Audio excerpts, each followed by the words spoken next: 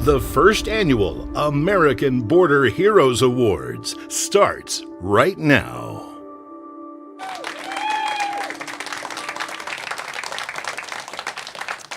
Good evening, America. Happy Friday, and welcome to night 2 of a very special event, the inaugural American Border Heroes Awards, hosted here by Just the News and Real America's Voice, and made possible by our incredible partner for the night, the American Border Story. Last night, we honored the lawmen and women on the front lines of keeping America safe during the Biden-era border crisis, and those who have closed the border down in record time under President Donald Trump.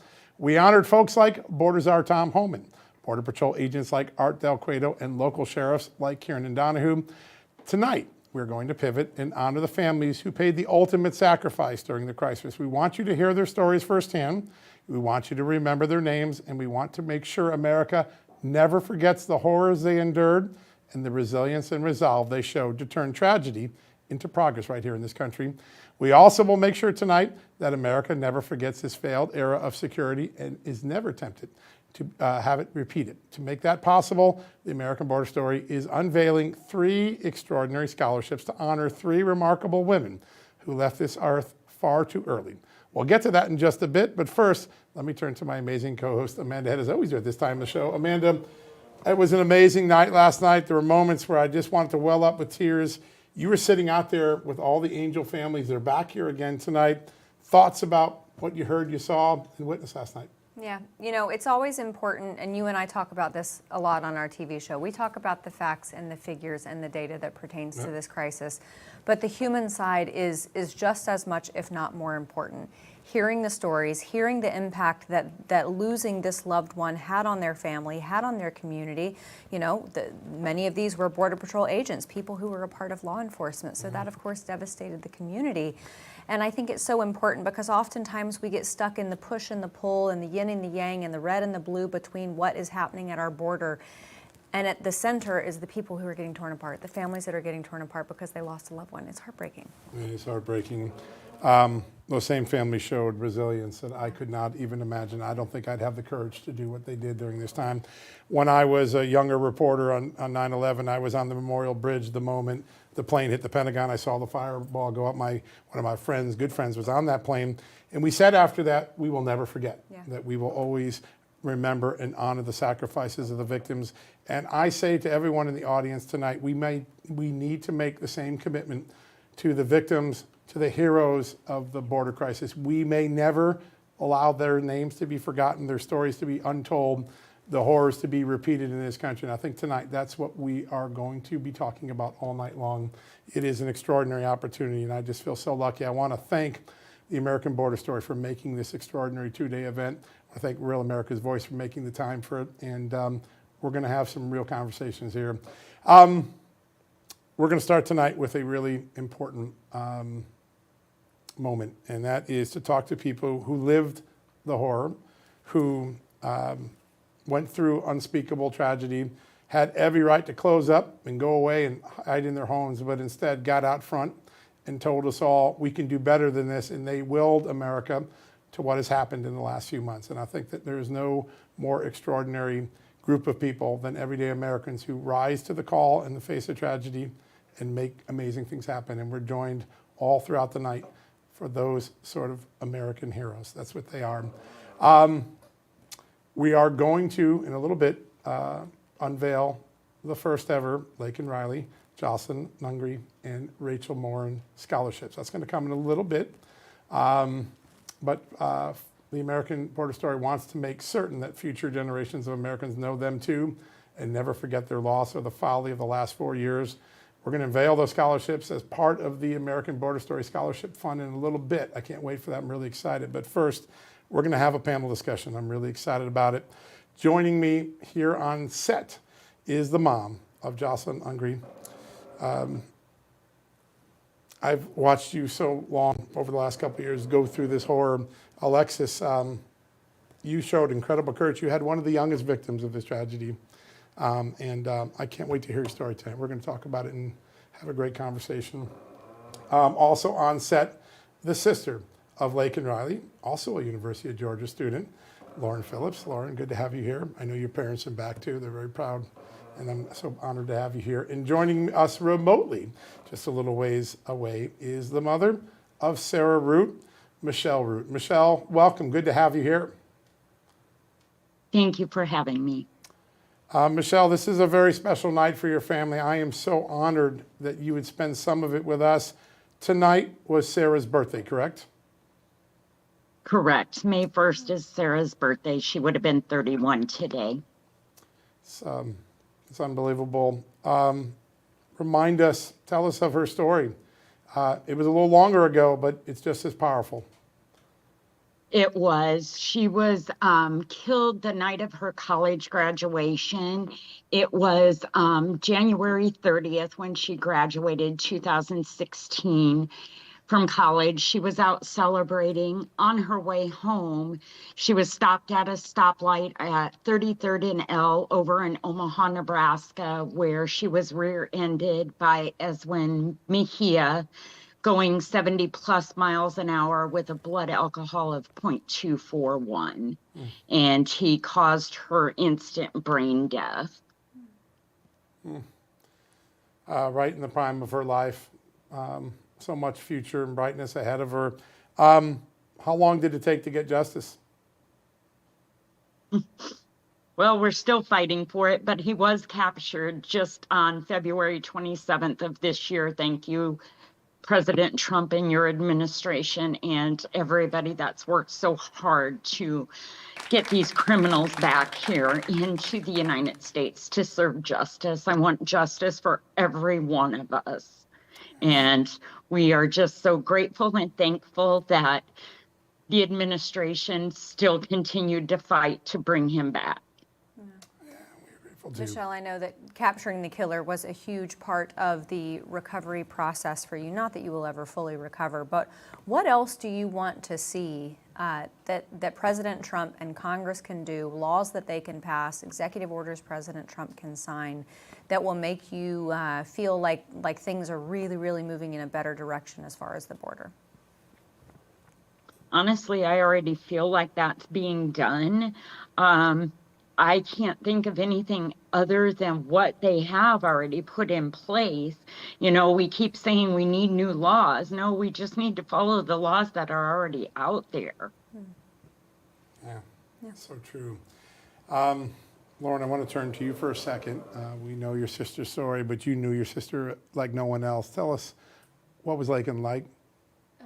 I could talk about her for forever, but obviously being her younger sister, I got to witness the person that she was firsthand, which I'm extremely grateful for, but she was just the person that everyone wanted to meet and be around, and she was so inspirational, and just the biggest thing that comes to mind when I think about Lakin is her faith and how Jesus just radiated out of her. And it's inspiring, and I'm just so grateful, and losing her has left a big hole. I bet it has. You walked the same campus she walked. I do. Do you see her friends, and how do they remember? I do. I mean, she was the same with every person that she met. So, like, obviously, I got to spend a lot of time with her, but her roommates would say the exact same thing. Her best friends would say the exact same thing, that she's just a light, and she continues to be a light. It hasn't ended, but it's just a hole that will never be filled. Alexis, you had, I think, the youngest loss of anyone I can remember in this horrible story. Your daughter was amazing, and just in that incredible age where young girls become women. Tell us a little bit about her. She was very creative. She thrived with music. She was the kindest friend anyone could ask for. I've had the pleasure of getting to know her friends on a deeper level after this tragedy, and her spirit radiated through them. They were reminded that there are kind souls still out there, and she was an old soul, I felt. Even though she was only 12, it seemed like she was born in the 90s almost. She loved music, that was beyond my time. Wow. She That is old soul. she liked 50s style, 60s style. She loved to dress like she was from the 90s. No kidding. And she was very, very talented. She aspired to be a famous actress. She said, "Mom, everyone's going to know who I am one day." And Wow. I'm here to keep shedding light You're on her going to make story. sure that happens. For sure. Alexis, when you see what a political football this unfortunately became, it's a life and death situation. It should never be something that is caught between politics. But do you feel like, I suppose that people have woken up, people who maybe, without knowing you, without knowing your story, Lauren, you as well, maybe they woke up a little? For sure, most definitely. I would say even me and my family have woken up. I was never really big into the politics. My family never really spoke much on politics until it kind of hit our front door, literally. And it kind of shed light and awareness to really understand what we're having as a country. And there's so much that has been wrong and has been overlooked and just turned the other way. And I never asked to be in the spotlight. I never asked to do this, and I never asked for my daughter to lose her life. But she did, and that is what happened, and I am now going to keep sharing her story to help make change. It's not about right or wrong. It's not about left or right. It is about what's right.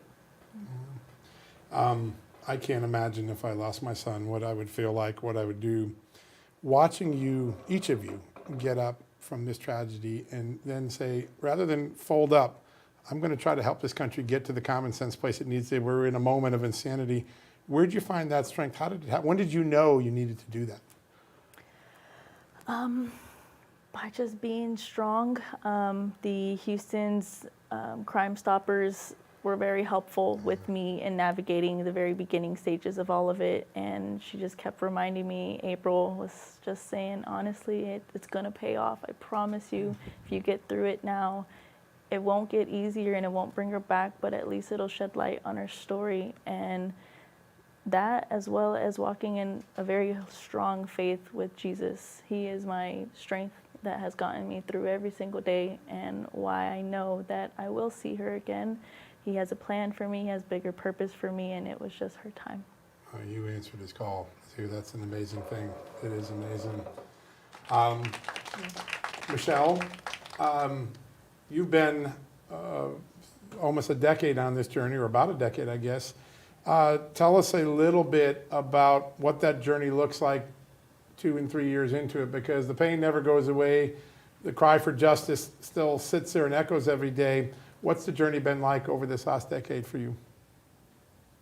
It has been difficult, but as they're saying, faith keeps you going. It is my form of therapy to keep speaking her story and meeting, unfortunately, the other angel families has really been a support group that has helped me through a lot of things. They're all sitting, there's 21 families sitting in our studio today, and every one of them creates a sense of community and family and patriotism. We are so lucky to be in all of your presence today. On this night, on Sarah Root's birthday, all of us have an obligation to make sure that what happened to these extraordinary women doesn't ever happen again in this country. We can't forget. We must hold resolve and keep that border secure for future generations. To each of you tonight, thank you so much for being with us. We are going to honor your loved ones as long as I can hold a pen and a pencil and a mic, and I know, Penny, you're the same way. Absolutely. Yep. All right, folks, we're going to take a quick commercial break. When we come back, a very exciting announcement. Those scholarships we were telling you about, we're going to get to those right after a quick few messages. We go back. Live from Washington, D.C., welcome back to the first annual American Border Heroes Awards, right here on Real America's Voice. Welcome back, America, to the second night of the American Border Heroes Awards. Last night, we honored Tom Homan, Sheriff Kiernan Donahue, and Art Del Cueto, and Maria Herrera Vega, the mother of slain Border Patrol agent Javier Vega Jr. She accepted the award on behalf of all the Border Patrol agents and their families everywhere in this great country. Now we want to turn to preserving the legacy of Laken Riley, Jocelyn Ungree, and Rachel Morin. We know their stories. We cried along with their families. We promise never again. But tonight we want to embrace and remember them. Here's a reminder of Laken Riley's story, done beautifully by the American Border Story. Take a look. And I don't know why Laken got picked to be all over the news, but this is happening all over our nation all the time. Her life was so much more. That's not her. And what happened to her is not her. Who did it is not her. She's her, and she's so much more than that. And that hasn't been portrayed often.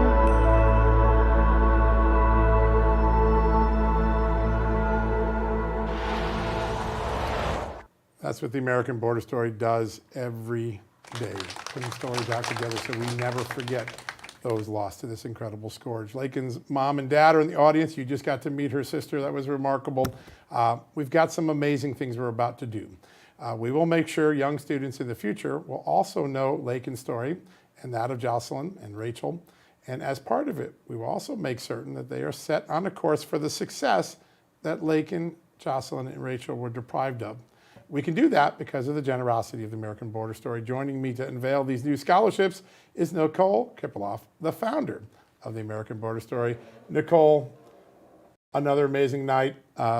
This is an incredible thing. Those little short videos you tell of people just bring everything to life. Tonight's a very big move forward for you, your group, and for the country, I think. Absolutely. Look, it's the least we can do for these families. We're just trying to do our part. And I think it's particularly beautiful what you said about how with this scholarship fund that I'm about to announce, we're actually continuing the success of the victims of the border crisis. If their lives weren't taken from them that soon, they would have probably followed in this path, and so this is one way of us remembering their legacy and continuing their success in our hearts. So the American Border Story is honored to officially announce the creation of the American Border Story Scholarship Fund. And it's named, like John said, after 3 of the victims of the border crisis, Laken Riley, Jocelyn Nungarai, and Rachel Morin. It's to honor their memory and preserve their legacy. And the American Border Stories Laken Riley Scholarship will be awarded to one recipient who is studying nursing. We know that nursing was a passion of Laken Riley, and that's what she was studying. The American Border Stories Jocelyn Nungarai Scholarship will be awarded to one student who is studying to become a wildlife conservationist or biologist. We know that Jocelyn was very passionate about animals and preserving the environment. And the American Border Stories Rachel Morin Scholarship will be awarded to one recipient who is studying to become a law enforcement officer. We honored our law enforcement last night, and we know the critical role that they play here. So as we honor the memory of these 3 absolutely inspirational women who were tragically taken from us, we strive to preserve their stories and legacies for generations to come. If you would like to make a donation to our scholarship fund, please visit www.theamericanborderstory.com and click on Donate. Yeah. Now we're going out to the audience and my colleague Amanda Head for some reactions from the Angel families. Yeah, thank you so much, Nicole, and thank you everybody in this room for being here. We are joined by Allison Phillips, Laken Riley's mom, and dad over there, John. We honor both of you, and then Agnes Gibney, who I've known since the border days when I was down there traveling with Real America's Voice. Tell us about your son. My only son, my firstborn, was murdered by a previously deported criminal illegal alien. He was shot in the arm, and the bullet traveled across his chest, severing a main artery, and he died in surgery. Yeah. Tell us about his life. Ronald was a very special kid. He was very neat, very caring. If he had one candy, he would cut it to give me half. He loved animals. He would pick up lizards and bring it in the house because he wanted to save them. Birds and crows that would fall off a tree. A prankster. But he gave the best hugs. And most of all, what I missed most is him telling me, "I love you, Mommy." Where do you think he would be today?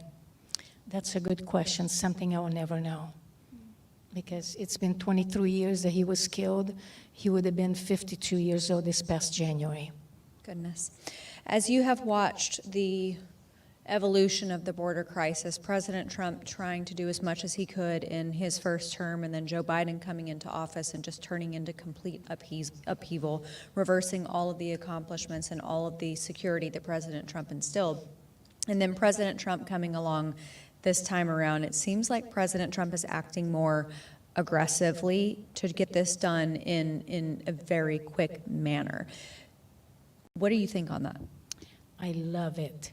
President Trump is the only one that gave us a voice about all the victims of illegal alien crime. There was hundreds of us. And he's an alpha male. He gets the job done. He doesn't get intimidated. And President Trump, if you're watching, I love you, love you, love you. In the last administration, I wanted to leave the United States. And because of Trump, I'm again a proud American citizen. Did the Biden administration ever reach out to you? Or, I mean, I suppose this happened way before that. Obama, anybody? Nobody cared. Some politicians would want a photo op, but they did nothing and didn't care. President Trump is the only one that cared about our children, our family members who have been victimized by illegal aliens.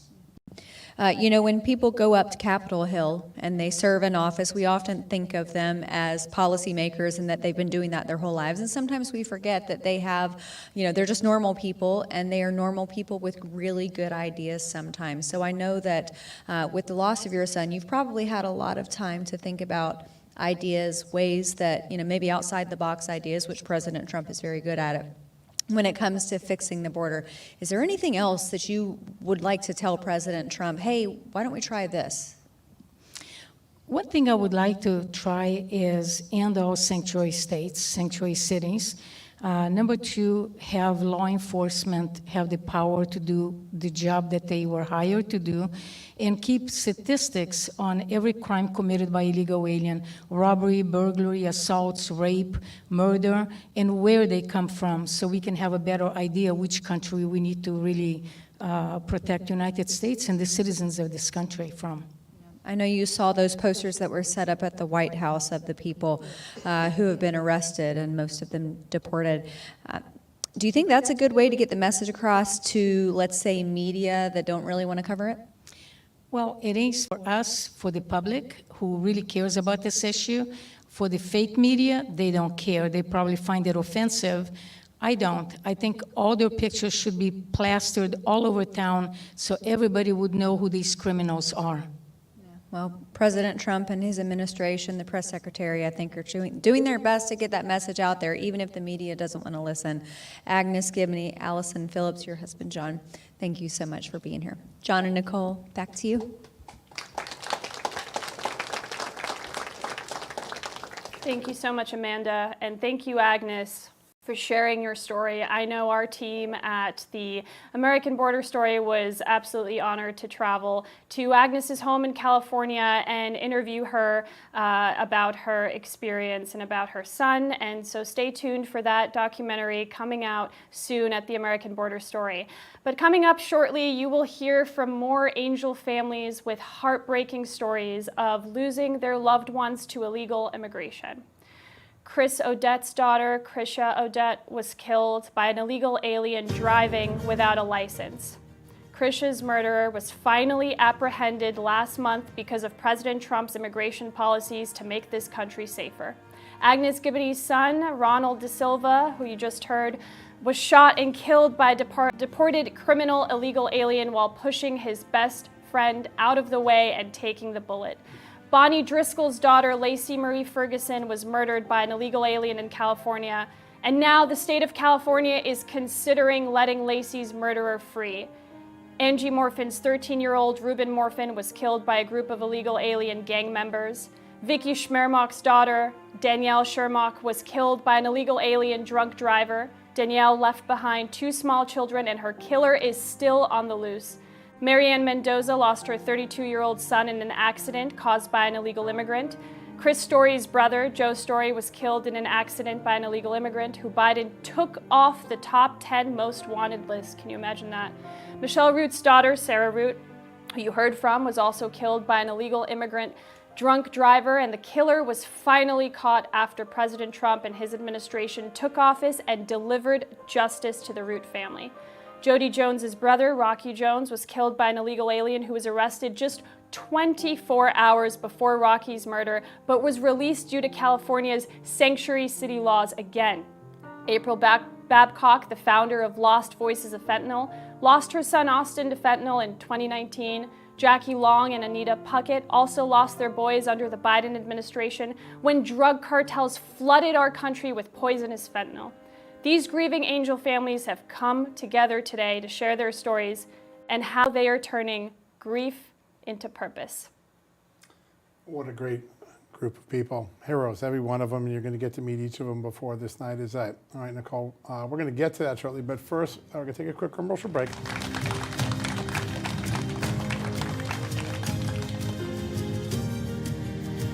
Welcome back to the first annual American Border Heroes Awards, right here on Real America's Voice.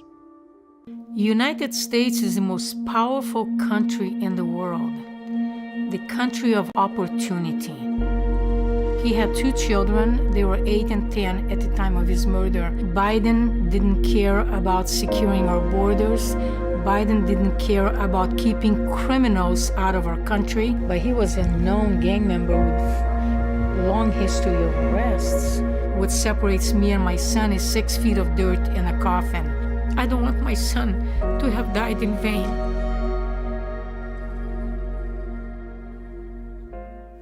We're here tonight to make sure that that doesn't happen. No one in this family of people here are going to have lost someone in vain. We're going to make sure their memories and their stories are forever told. Welcome back, America. Continuing our conversation with our amazing angel families. They turned grief into progress and exhorted a nation to end the madness of the Biden years. They're going to tell us how and why. We've got, I think, a total of 9 families we're going to do in the next segment here. Joining me on set first, we have more out with Amanda, is Chris Odette. Chris, welcome to have you. Good to have you here. Agnes Gibney, Marianne Mendoza, and Vicki Lee Shermack. Good to have you here today. God bless you all, and thank you so much, and thank you for the grace you've shown all through this difficult time.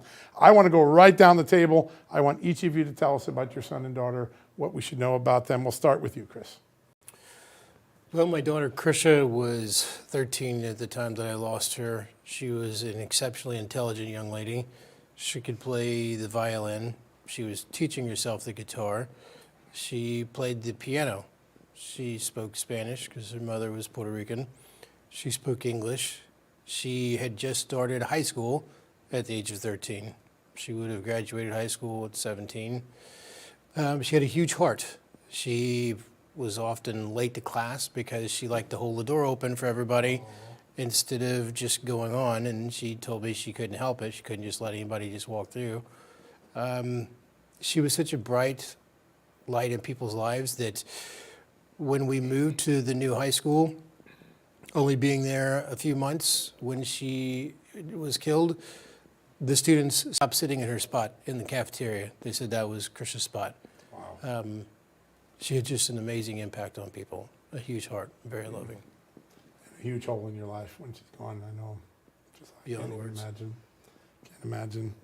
Agnes, you carry that picture of your son around. I know that. Tell us about him. This is my firstborn and only son, Ronald Da Silva, that was killed by a previously deported criminal illegal alien. And I want to share this picture with the audience. No parent should ever have to go to a cemetery to celebrate their child's birthday. And this was this past January. Ronald would have been 52 years old. My son was very special. He was very caring, very kind, very loving. Had the most beautiful smile, and that's one thing that everybody said at his memorial service, that they're going to miss his smile. He was a good friend to everyone, very caring. And I was left with dreams that were not completed. This chapter will never be completed. I will never know what could have been. And the last 23 years was stolen from my family, from me, because of new memories that could have been created. Yeah. All of you have been robbed of these extraordinary things. I want, Vicki Lee, I want to ask for a second. Tell us about your family, what you went through. My daughter was 25 years old when her life was stolen from her. She was on the way home from work with her 2 children in her car, ages 4 and 16 months.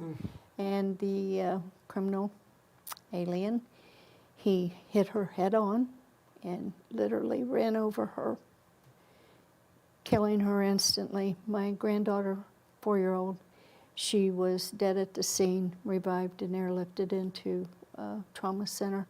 My grandson was 16 months old, and he would had just minor injuries. The illegal that killed her was driving on the wrong side of the road. He was drunk and high on cocaine, and he sustained 2 broken legs. And while he was in rehab, his family come in and snuck him out in the middle of the night. He's still a fugitive now, 23 years later. Oh my gosh. So Your grandson's out in the audience. We're going to get to meet him, aren't we? He Matt is. is going to bring He's him in just a amazing. second. That's Yeah, so he's awesome. Thank you for amazing. bringing him here with us too. Thank you. Marianne, tell us about your family and what you went through. My son, Sergeant Brandon Mendoza of the Mesa, Arizona Police Department, was on his way home from work, and a 3 times illegal limit drunk illegal, who was also high on meth, had been arguing with his wife and his brother, going back and forth all day. They kept letting him get into the car. He got on our freeway system in Phoenix, drove over 35 miles the wrong way on 4 different freeways before crashing head-on into my son going 104 miles an hour. The dreaded knock at the door when your son is a law enforcement officer, the police officer standing there. We went down to the hospital, and 15 minutes after I arrived, Brandon died from his injuries in surgery. Brandon was a huge force in our community. He cleaned up a homeless illegal encampment in a park, got rid of the drug dealers, allowed the neighborhood to reclaim a family park. And you can go by there today and still see those families. A ball field in the middle of it named the Sergeant Mendoza ball field, and his memory lives on with the people that he loved and cared about. Serving his country right to the last minute. Yes. I want to go back around because we're educating everybody who hasn't been through this, and there's more we can do for families, angel families, for everyone represented here. There are hundreds more that we haven't been able to get in the show yet, but they're out there. I'm going to start with you, Marianne, and come back around this way.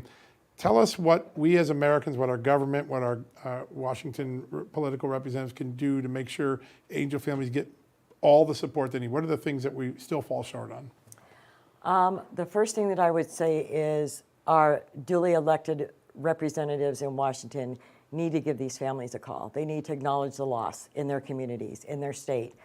We need to have our public, our friends, people who cared about our loved ones, say their name, come and talk to us. Don't make us feel like we're something that you need to hide, because that is a huge part of getting over the pain. But the main thing is having a leader like President Trump who understands that the law of the land is going to make our country safe and secure and make American citizens appreciate that type of environment is the biggest thing that these politicians can do. And don't deny us the truth. Look us in the eye and acknowledge that our loved ones have been killed by illegal aliens allowed into our country. Yeah, we deserve the truth. You Yes. deserve the truth. Vicki Lee? I would agree with everything that Mariana said, and plus I would also add that we need to get rid of these sanctuary cities, these sanctuary states. We need to give Border Patrol and our borders are everything that they need, the monies, the willpower, the manpower, everything that they need. We have been very fortunate that we have made a lot of friends through our tragedies, and it has been so helpful just to know that somebody else has shared in our grief and can dry our tears and be a shoulder to lean on. It is an amazing community, just watching these last 2 days, how touching it is, how you all support each other, and how the commonality of pain and also creating good from that pain keeps you bonded together. It's an amazing thing. We honor you in so many ways. Thank you. Agnes, what are we missing from the list? A lot of things. These politicians need to be held accountable for not securing our border, and they need to be charged because they're an accomplice to the many hundreds and thousands of Americans that are victimized. I would like to see E-Verify enforced and implemented. I would like to see every public assistance eliminated to any illegal alien, including children that are born into our country. Maybe wait until they are 18 years old, and if you choose to be an American citizen, you can become an American citizen, but not at the expense of us taxpayers. And have stricter laws, for God's sakes, because these illegal aliens are looking at us as nothing but cash cows. And now they get Medicare, now they get all kinds of benefits, and people are ignorant about this. They say, oh, illegal aliens can't get public assistance. Yes, they do. Maybe not directly through welfare, but they get it through their church or to other these organizations that get public federal grants. That needs to stop. And birthright citizenship also, because they don't belong here. And deport them all. One by one, deport them all. Supreme Court's going to answer one of those questions soon on birthright citizenship. It's going to be an important one. Chris, we started with you. We're going to finish this block with you. What else do we need to do from all the things you and your amazing family went through? Well, you know, there's a journey that started when my daughter was killed that left me with a lot of questions and not a lot of answers. 287G program being restarted, it needs to be mandatory, not voluntary, because some of the excuses that have been is we don't have anyone that's deputized to do law enforcement, border enforcement. Well, if every police department has at least one, you can't tell me that there's only one law enforcement agent in the entire county. That's right. So if every law enforcement agency has at least one person that's deputized to act as an ICE agent and enforce immigration, then they can't deny it. There was something that I learned in trying to understand the laws with how my daughter was killed, and I learned about fusion cells. I don't know if you've ever heard of those, but they are actually ran by FEMA, of all things. FEMA is in charge of the funding. Fusion cells are not allowed to tell other fusion cells when they have a known target passing through their AO. Crazy. This needs to be shared. Information needs to be shared between each fusion cell. And more importantly, the intelligence that's collected from law enforcement goes up to the highest levels, but it does not come back down. The FBI hears about information, they are not obligated to pass it back down. If law enforcement is sharing information both directions all across the nation, then you have a better chance of knowing when you have a known target or an illegal alien in the area, and making sure that the statistics, even though we don't want our families to be statistics, we don't have a say in it. They need to know the crimes that are committed, the amount of crimes that are committed, the ages, the locations, where are they from, and more importantly, this ridiculous concept of privacy rights for illegals. Privacy rights are supposed to be for U.S. citizens. They have no privacy rights. Angel parents cannot find out very much information. The voice program going through Vine to locate your people, if they're not in their system, you can't get any information. And it's considered privacy to ask for it. They don't have privacy. They came to the country, they violated our sovereignty, and every crime they've committed since then takes one more layer of their privacy away. We all should be given that opportunity. It should be mandatory. Law enforcement tells us what is going on with that person, where they're at in the system. Not we have to inquire about it. It should automatically, a case opened, and we get the information. We should bring all of you together with members of Congress who have yet to show the courage to get these things done. Have them look at you and get these things done. Your wisdom, I know, is forged through pain, but you have a lot of wisdom, and you're giving us that ability to fix this, not for one time or one presidency, but for the rest of this country's history. To each of you, thank you for coming here tonight, for making all of this possible. We're a lot smarter because of your courage and your wisdom, and we are always going to honor your children. I promise you that. We have some more families outside with Amanda. So Amanda, we're going to kick things out to you out in the audience. Thank you so much, John. Yeah, look, these are about the story, so I want to get into some of the stories. I know that we have maybe just briefly mentioned some of them in the part one of this special, but for people who are just now tuning in, I want everybody to hear their stories. Angie Morphin, your son Ruben, your precious boy, tell us about him.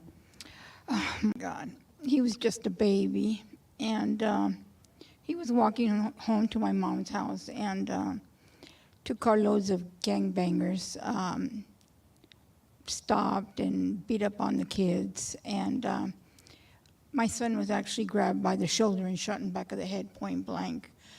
When I got to the hospital, the doctor told me that they were going to turn off the machine because he was only living off the machine, that they had just blown out half of his brains, and that if he lived, he would be a vegetable for the rest of his life. The guy who killed my son, I didn't know anything about him, but God's grace, they aired my son's story on America's Most Wanted.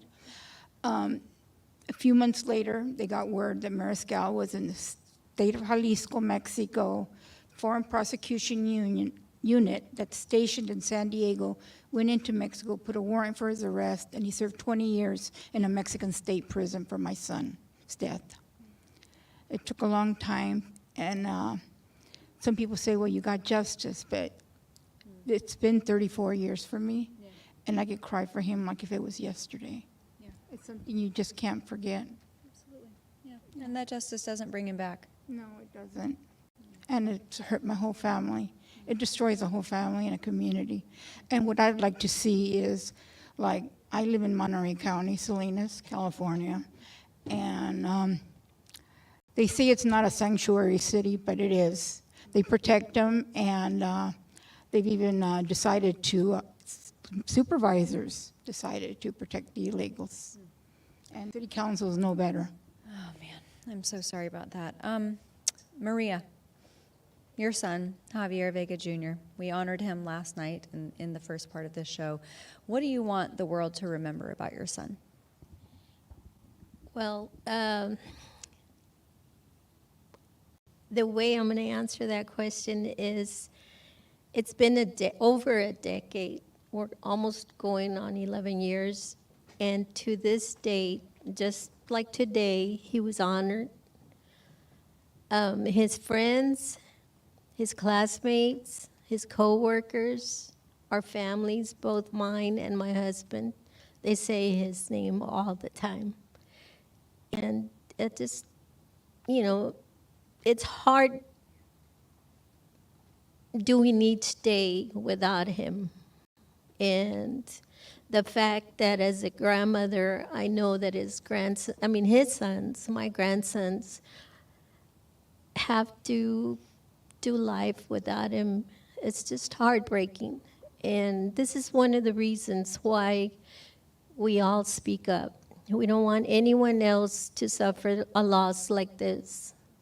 So, but it's, just the fact that there was a street named after him, there was a checkpoint renamed after him.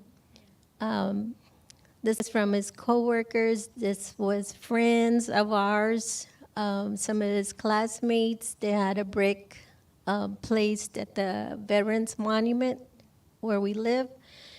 And they're always trying to do things in memory of him.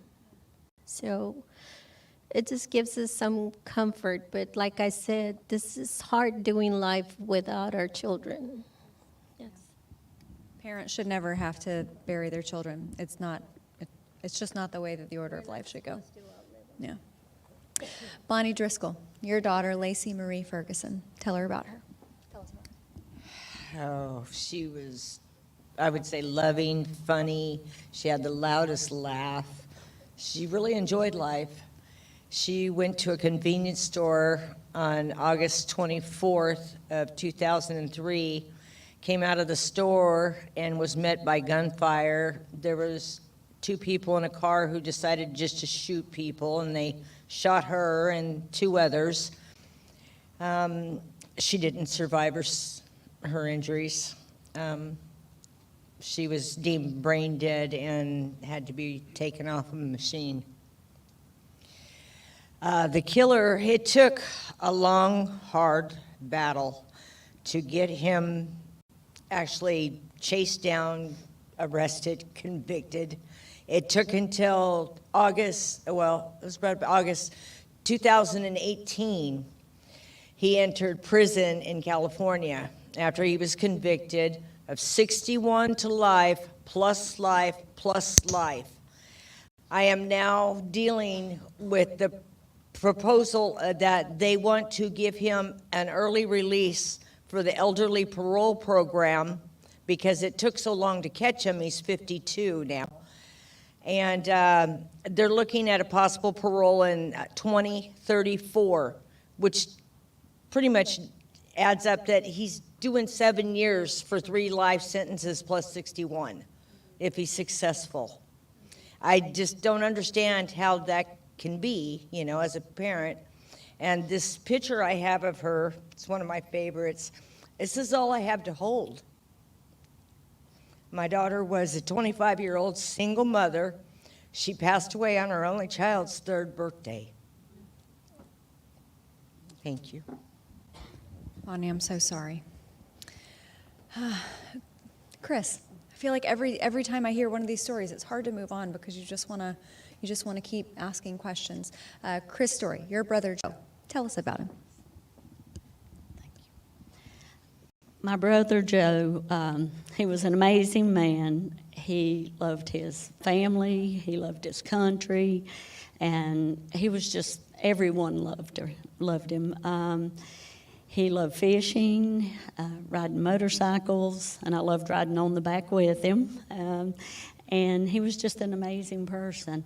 He was a small business owner. He owned a small construction company, and I heard him say many times, I will never hire an illegal alien over an American citizen, and he never did.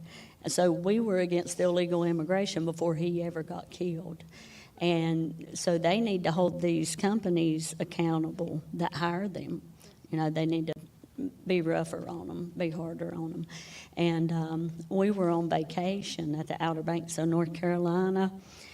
An illegal alien who had gotten a ticket 2 months prior for running a red light, ran a red light. He was drunk. Joe died instantly. I was airlifted to Norfolk with critical injuries. The illegal alien ended up fleeing from the hospital. They caught him 2 weeks later in Raleigh, put him in jail. He asked for a bond reduction. First judge said, no way, you're illegal, you've already fled. So they bring in a liberal judge who's married to an immigration attorney, and that judge reduces his bond from $100,000 to $50,000, and he, of course, flees again. When I asked, you know, when they reduced it, I said, who's going to be watching him? They said, nobody. We don't have the manpower. I begged for an ankle monitor. They wouldn't put one on him. And so, anyway, you know, my thing is, I want to get our story out there. I had so much guilt for a living, and my family told me, you're left here for a reason, and this is my reason. I want to get my brother's story out there. I want families to know thousands of Americans are killed every year by these illegal aliens, and they don't care. They have no remorse. I've had people say, how do you know he don't have remorse? I said, he's fled twice. And then in 2019, ICE put him on their top 10 most wanted list, along with 5 other ones. And in 2021, Biden excused 6 of the 10, stating that the crimes they committed did not warrant them being on the wanted list. Like my brother's life meant nothing, or any of our family members who were killed. I mean, there's a big difference. We lost our mom in 2009. I was holding her hand. She passed away quietly, peacefully, and that was hard. That was hard. But when someone kills your loved one, your child, your brother, your cousin, anyone, your heart shatters. Listen, my heart broke when my mom died. It shattered when my brother got killed. And we do not want this happening to any more families. I mean, this has been going on forever. I mean, as long as we've been a country, almost, you know, it's got to end at some point. Too many families have been devastated by this, and we don't need any more. So. And John emphasized this before. The fact that you all have so much courage to speak out about this, it shows how much you care about this country. Your loved ones, yes, but also this country, because you don't want to see that for other people. And I think that is incredibly, incredibly admirable.